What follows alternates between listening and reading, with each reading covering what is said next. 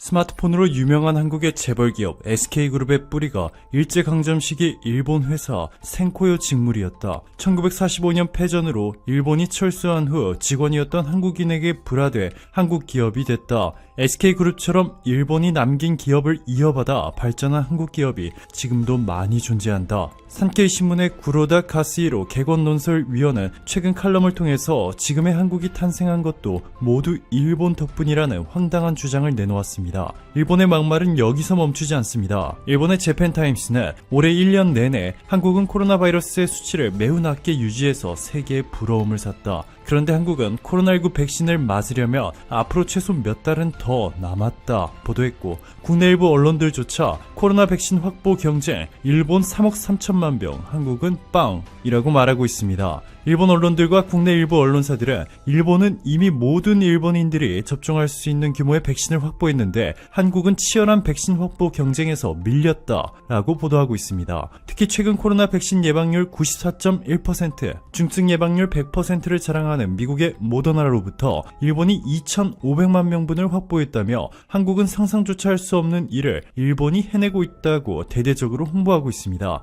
국내 일부 언론사들도 이를 도와 속보, 정부의 실토, 연내 모더나 백신 계약 불가능이라는 자극적인 제목의 기사를 보도에 충격을 주었는데요. 한국이 일본을 완전히 뒤엎어버릴 완벽한 반전을 만들어내는데 성공했습니다. 최근 모더나는 트위터를 통해 놀라운 소식을 전했습니다. 우리는 한국 정부와 4천만 개 이상의 모더나 백신을 제공하는 것을 논의하고 있다 라고 말이죠. 이로써 한국 정부가 확보한 코로나 백신은 아스트라제네카 1,000만 명분을 포함해 모두 5,600만 명분입니다. 한국 인구수가 5,179만 명인데 모두가 백신을 받고도 남는 물량을 확보한 것이죠. 백신 확보 경쟁이 점점 더 치열해지는 가운데 어떻게 이게 가능했을까요? 강민석 청와대 대변인은 27분간의 통화에서 문재인 대통령과 반셀 모더나 CEO는 우리나라에 2천만 명 분량인 4천만 도즈 백신을 공급하기로 합의했다 전했습니다. 밤 9시 53분부터 10시 20분까지 화상으로 이뤄진 전화통화. 문재인 대통령이 해외 민간기업 대표와 제품 구매와 관련해 통화한 것은 이번이 사상 처음 일어난 일입니다. 기존의 정부는 모더나와 2천만 도즈의 백신 구매를 논의해왔으나 이번 문재인 대통령과의 통화를 통해서 그 숫자가 2배로 늘어났습니다. 만약 이번 통화가 없었다면 한국은 부족한 2천만 도즈의 백신을 또다시 구하기 위해 상대적으로 개발 속도가 느린 다른 백신 회사들과 협상을 시작해야 했을 것입니다. 그렇지만 이번 문재인 대통령의 전화통화로 공급 시기도 앞당겨졌습니다. 원래는 3분기 한국에 백신을 대량으로 공급할 예정이었지만 3개월 정도 앞당겨졌습니다. 대한민국 수많은 자영업자들은 1분 1초라도 빨리 코로나 팬데믹이 종료되길 간절히 기도하고 있는 상황 속에서 3개월이나 앞당긴 것은 엄청난 성과입니다. 더 놀라운 점은 모더나가 한국을 백신의 생산 거점으로 확정했다는 것입니다. 백신 공급과 별도로 모더나는 한국 기업과의 백신 생산 협력 방안도 깜짝 제안한 것으로 알려졌습니다. 모더나는 화이자 등의 백신 회사들과는 달리 백신 생산을 전적으로 외부에 맡기고 있는데요. 방셀 대표는 한국 대기업이 강력한 생산 능력을 갖추고 있다는 것을 잘 알고 있다. 우리는 백신을 개발했음에도 불구하고 생산 역량이 부족했는데 한국 덕분에 위탁 생산 시 대량 생산이 가능해질 것이다 라고 전했고, 문재인 대통령은 대량 생산을 통한 빠른 공급이 가능하도록 모더나와 국내 제약기업의 긴밀한 협력관계 구축은 물론이고 공동연구 추진을 위한 협력체계 구축에 지원을 아끼지 않겠다 전했습니다. 삼성바이오로직스, SK바이오사이언스, 녹십자 등 세계 최고의 바이오 위탁 생산 시설을 갖춘 한국 대기업들이 아시아 백신 물량을 맡을 것이라는 분석까지 나왔습니다. 일본이 자신들이 먼저 구했다며 그토록 자랑하던 모더나 백신뿐만 아니라 아스트라제네카 백신까지 한국에서 생산될 예정이기 때문에 일본은 한국에서 생산된 이 백신들이 일본에 무사히 도착하기만을 간절히 바라야 하는 상황이 됐습니다. 한국과 일본의 상황이 완전히 역전됐죠. 자, 그리고 더 놀라운 소식이 발표됐습니다.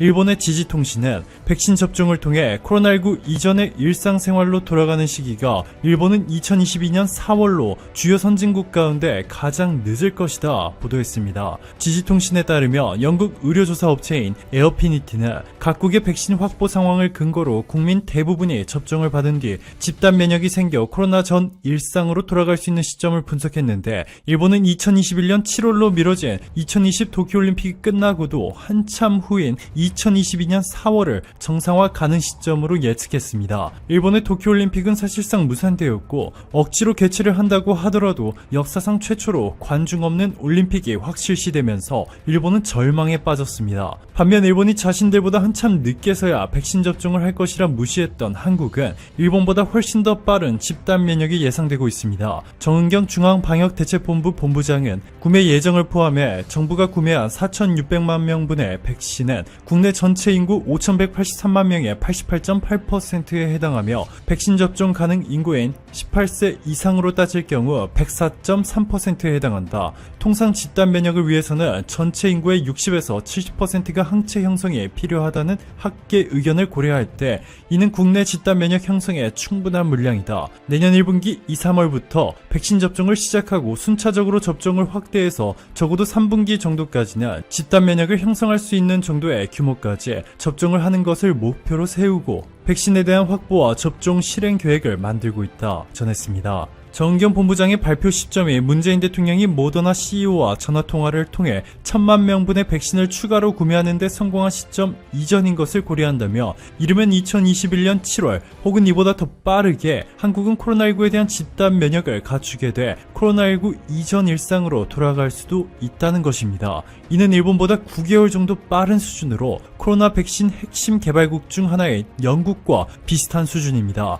임상 3상을 통과한 코로나19 백신을 보유하고 있지도 않은 나라가 개발에 성공한 영국과 같은 시기에 집단 면역을 갖출 수 있다는 것은 엄청난 성과입니다. 사실상 불가능에 가까웠던 일을 한국이 해냈습니다. 이렇게 한국의 국제 위상이 급격하게 올라가면서 믿기지 않는 일이 현실이 됐습니다. 트럼프는 한국을 G7으로 초청하려 했지만 바이든은 그렇지 않을 것이라는 의견이 상당히 많이 제기됐지만 이는 잘못된 착각이었습니다. 바이든 당선자의 대통령 취임을 앞두고 1990년대 초 형성됐다가 시들해진 워싱턴 컨센서스가 부활하려 하고 있습니다. 워싱턴 컨센서스는 1990년 초 IMF와 세계은행, 미국 내 정치 경제학자, 행정부 관료 등 핵심 멤버들이 논의를 거쳐 정립된 것으로 미국식 시장 경제 체제의 대외 확산 전략을 뜻합니다. 미국 일간지 워싱턴 포스트는 이러한 움직임을 D10 전략으로 명명했는데 여기에는 미국, 독일, 프랑스, 영국 등 G7과 한국, 호주, 인도가 포함됩니다. 최근 영국의 존슨 총리도 2021년 열리는 G7 정상회의에 한국을 초청할 것이라 밝히며 미국의 D10 계획은 더욱더 확실해졌습니다. 오늘 국내에서 생산된 신종 코로나 바이러스 감염증 진단키트가 14일 미국에 운송된다.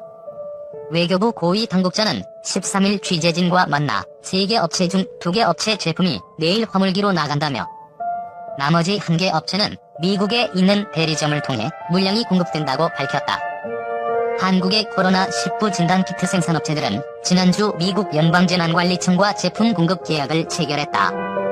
이번 물량은 주로 메릴랜드주로 향한다. 구체적인 공급 물량은 양국이 상호 공개하지 않기로 했다. 이와 관련 로이터 통신은 익명의 한국 관리자를 인용해 진단키트가 14일 오후 10시 30분 출발할 예정이라며 60만 회 분량이라고 보도했다. 또 이번 진단키트는 미 연방정부로 직접 인계되고 추가로 15만 회 분량은 유통업체를 통해 전달될 예정이라고 덧붙였다. 한미 양국은 도널드 트럼프 대통령의 요청에 따라 한국산 진단키트 대미 수출을 위한 미식품의약국 승인 절차를 논의해왔다. 지난달 27일 국내 3개 업체 제품이 사전 FDA 승인을 획득, 미국 수출길이 열리게 됐다. 미국이 신종 코로나 바이러스 감염증 진단키트를 제공한 한국에 감사의 뜻을 표했다. 도널드 트럼프 행정부 고위 당국자는 13일 우리는 한국의 파트너들이 코로나19 진단키트를 미국과 미국인에 지원해준 것에 감사한다고 밝혔다.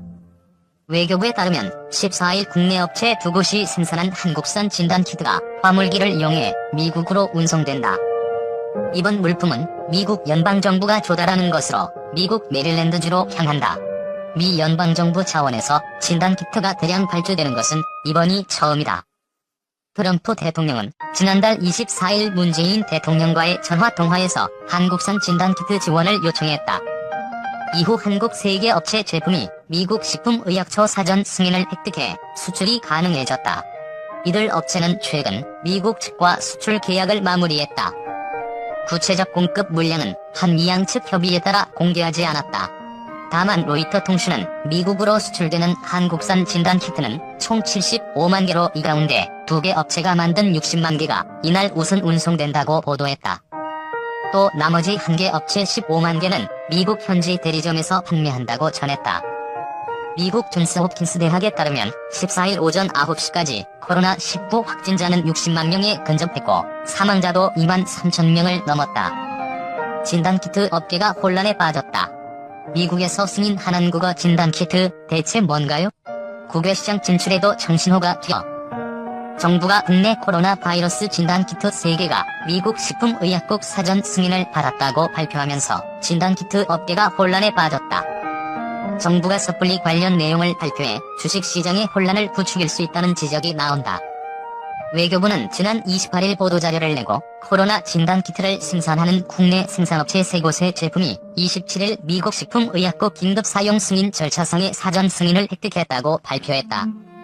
외교부는 이어 근본 우리 국산 3개 진단키트 제품의 FDA 사전 승인이 이례적으로 빠른 시일 내에 이루어진 것은 3월 24일 한미 정상통화에서 문재인 대통령이 트럼프 대통령의 요청에 따라 우리 국산 진단키트의 지원 의사를 표명하면서 FDA 승인 절차가 필요하다는 점을 언급하였고, 이에 대해 트럼프 대통령이 즉시 승인되도록 관심을 가지겠다고 한 데 따른 후속 조치의 결과로 평가된다고 덧붙였다. 그러면서 외교부는 생산업체 이름은 구체적으로 밝히지 않았다.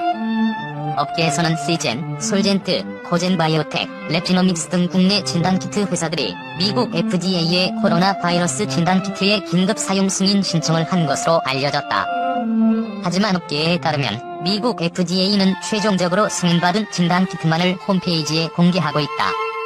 따라서 미 FDA가 최종 허가를 낸 뒤 발표하기 전까지는 아무도 알 수 없는 것이다. 현재 진단키트에 대한 사전 승인은 심사 중인 단계로 공식 승인을 받은 것이 아닌 것으로 알려졌다.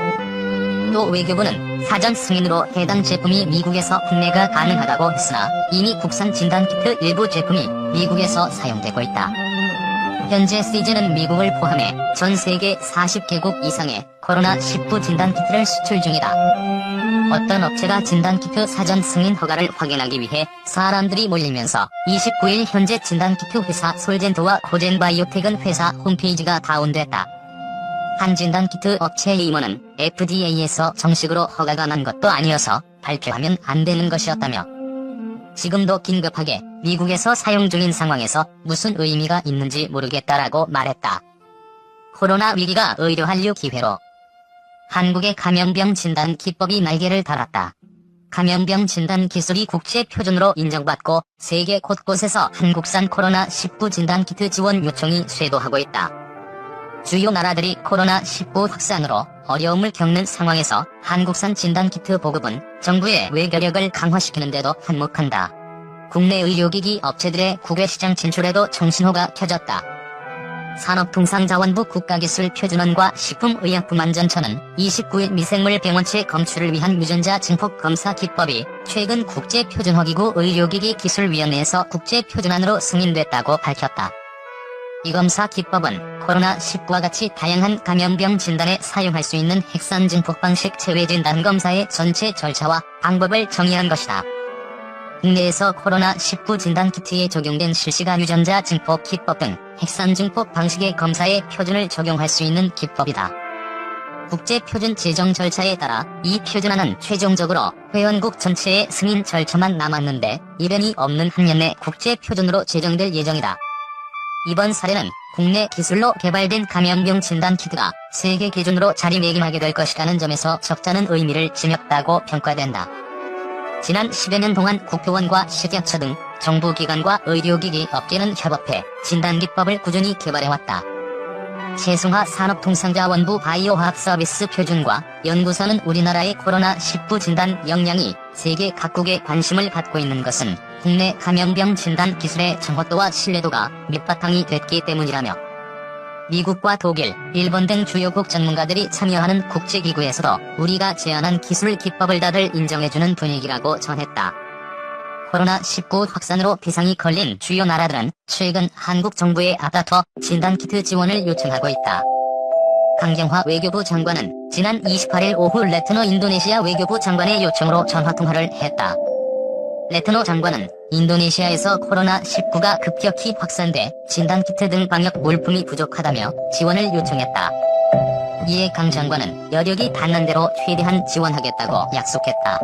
인도네시아 정부는 문재인 정부의 핵심 대외 전략의 한 축인 신남방 정책의 핵심 국가다. 인류의 안녕과 번영을 위해서 대한민국이 공헌하는 놀라운 이유. 빨리빨리 DNA도 이럴 때 빛을 발한다. 한국의 진단키트 제공 제한에 적절히 대응하지 못했다는 점을 후회한다. 치명적 실수였다. 사과하고 싶다. 코로나19 대처를 위해 의료 장비를 지원해 줄 수 있나? 한국 바이오의 신항류다. 신종 코로나 바이러스 감염증이 팬데믹으로 번지면서 세계 곳곳에서 한국 코로나19 진단키트를 보내달라는 SOS를 보내고 있다. 한국바이오협회에 따르면 시젠과 호젠바이오텍, 솔젠트, SD바이오센서 등 식품의약품 안전처의 긴급 사용 승인과 수출 허가를 받은 국내 4개 기업이 세계 47개국에 진단키트를 수출하고 있다. 수출 으뜸은 4개 기업 중 유일한 상장사인 시젠이다. 시젠은 현재 일주일에 진단키트 100만 테스트를 생산하고 있으며 이 중 90% 이상을 해외에 공급하고 있다. 수출국은 유럽과 중동, 동남아를 중심으로 총 45개국에 이른다. 최근 확진자가 급증하고 있는 미국의 경우 지난 16일부터 FDA 승인을 받지도 않은 상태에서 추후 승인을 전제로 시젠의 진단키트를 수입해 이미 사용하고 있는 것으로 밝혀졌다. 코로나19 발병 초기 한국 성지 순례에 참여했던 관광객들을 억류했다 돌려보낸 이스라엘은 자국에서 쓰는 진단키트 수요의 전부를 시젠에 의지하고 있다. 시젠, 코젠 등 한국 중소기업, 세계 진단키트 주도. 시젠 관계자는 해외 곳곳에서 정부 차원에서 요청이 밀려들고 있지만 생산 물량이 따라주지 못해 적자는 국가의 주문을 거부하고 있는 실정이라며 현재 지하 회의실을 개조하고 공간을 새로 임대하는 등의 방법으로 생산시설을 늘리는 작업을 하고 있다고 말했다. 지난달 4일 국내에서 처음으로 긴급 사용 승인을 받은 코젠바이오텍도 현재 일주일에 25만 명을 진단할 수 있는 키트를 생산하고 있으며 이 중 70%를 해외로 수출하고 있다.